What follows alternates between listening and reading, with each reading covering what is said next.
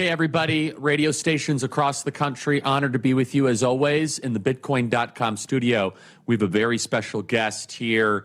She is doing a phenomenal job. It is the Secretary of the Department of Homeland Security, Kristi Noem, and a great friend of mine.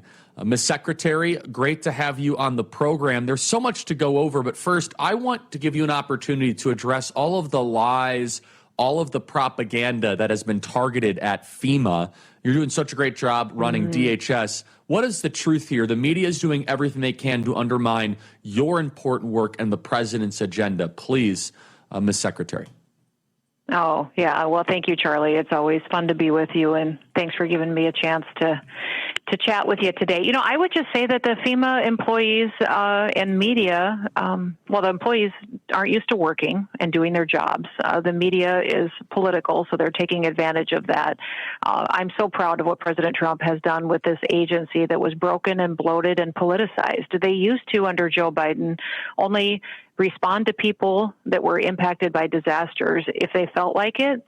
If they were on the right side of their politics, they would go in there and help them get through the worst day of their lives.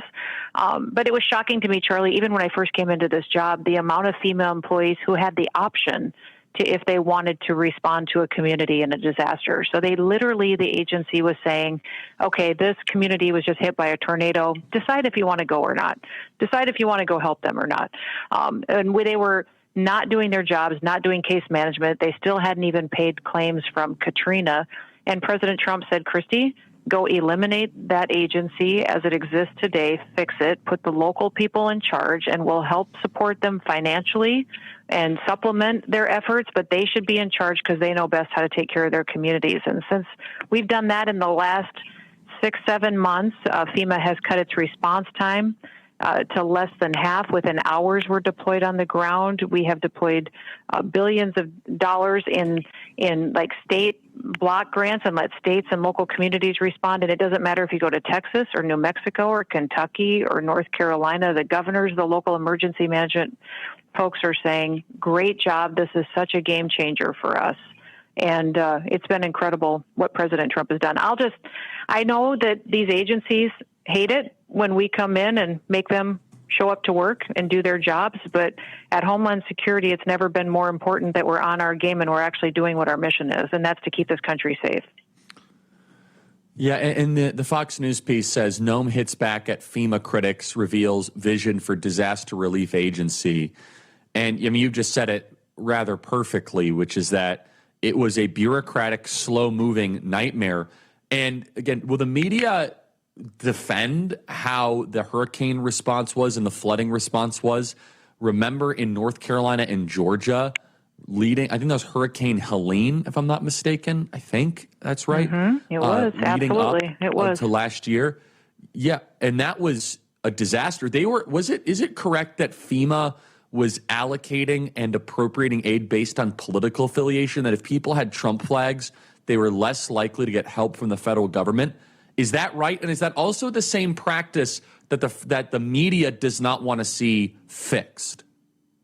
Yes, that's exactly how politicized every single agency that I have under my department is that everything was politically targeted to only help those who were liberals, that were woke, that had bought into the Biden agenda of fundamentally undermining America and our freedoms. So FEMA was no different than others. They were skipping houses and people and not processing claims from individuals they knew were conservative or had Trump flags or Trump signs in their yards, and then going forward and still doing due diligence by those that they knew were their political friends. It was shocking to me to see what happened in this agency, and I started canceling contracts and started evaluating where our dollars were going. And as soon as a disaster was happening, then we immediately said to those local emergency management guys, you guys are in charge. The state is going to run this disaster response. We will support. What do you need? We pre-deployed dollars immediately so that they had some resources to go out and get local contractors to help clear debris, rescue people. Pre-deployed our expertise and our trained individuals that were necessary. But other than that, we didn't come in and boss people around and try to take over, because that's why Katrina was so broken. That's why Helene's response was so broken was because people were sitting around waiting for the feds to show up, and the feds never showed up. They decided to stay home or go on vacation. I want to compliment you here, and I'm reading this story. New York Times, immigrant population in the U.S. drops the first time in decades. This is breaking news. 350,000 illegals have now been deported since President Trump took office, and that is 1.6 million self-deportations. Does that really mean 2 million people have now left the country that were foreign, illegal, alien invaders since January? If correct, we are not even in one calendar year. That means that we could potentially be on pace for 10 million deportations, both self and forcible deportations, and that's without the big, beautiful bill being put into place. That's a pace of over 500,000 direct deportations in a year, and we can keep ramping up. Congratulations, Madam Secretary. This is just amazing. Please take a victory lap. I mean, obviously the president is the one that deserves the credit here mostly, but you're the one executing on it. Tell us more. Oh, yeah, that's the brilliance of President Trump. You know, even when he first nominated me to hold this position, the first conversation we had is he said, Kristi, you know, I'm going to nominate you for this, but what I want you to do is, he said, I know those commercials that you made in South Dakota to promote your state. I want you to make those for the border.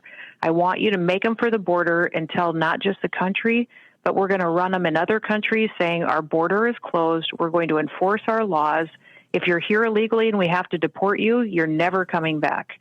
And he said, we're going to tell the entire world that America has changed, and you're going to go out there and spread that message. So while we were enforcing our laws and going after illegal criminals and deporting them, we were strong in our messaging and our consequences, but we also played ads in other countries, in Mexico and in Guatemala and in Honduras. And we told folks, listen, if you've got family members in America that are there illegal, you tell them to come home now, because if we have to remove them, they're never going to get the chance to come back to America again. And overwhelmingly, people left. And the president and his ability to be strong, the videos he allowed us to put out, the CCOT video, the intelligence feedback that we've gotten is that was the number one reason that people voluntarily left. They saw that if they broke our laws, and if they were criminals, that could be the consequences. And they didn't want that to happen to them, so they went home. And what is the number one motivator for foreign illegals to leave? What is working, and what can we do more of? It is the videos and the communications that we are putting out, that there's real consequences for breaking our laws. Don't wait until we find you, because if we find you, you'll never get to come back. And then I've gone to probably 12 or 13 different countries and negotiated security agreements with these countries that shares information on the criminals that are perpetuating violence in our communities. And when we're there, I'm also telling them, set up programs to welcome your people home, help them with housing, help them with, food assistance, get them trained for a job for when they come back home. And these countries have, Honduras, Guatemala, Mexico, all have programs for people that are leaving the United States to come back now, that helps them and their families, get their feet back under them when they return to their home country. So the kind of diplomacy that Marco Rubio is doing, that we're able to work with him on, and that President Trump is doing, it's not just one strategy, it's all of them together, and not standing for the criminal element that's been in our country that's been so powerful. So President Trump didn't say to me, go do one thing, go do it all, and make sure we get these bad guys out of our country, because he doesn't want to listen to another story of, of victims that don't have any justice. Okay, really quickly, I need to tell our audience about Z-Factor. Z-Factor is amazing. It's a better way to be able to get to sleep. Z-Factor goes beyond melatonin and uses a combination of 4 natural ingredients to help relax your mind so you fall asleep quicker. Once you're asleep, it helps you stay asleep, 100% drug-free, and no groggy feeling when you wake up. Z-Factor was developed by Relief Factor, so you can count on the solid science behind it. Right now, pay only $19.95 for a 30-day supply, a 46% savings. Call 1-800-4RELIEF. That is 1-800-4RELIEF, or visit ReliefFactor.com. That is ReliefFactor.com. Better sleep without drugs. See how Z-Factor from Relief Factor can get you the Z's that you want.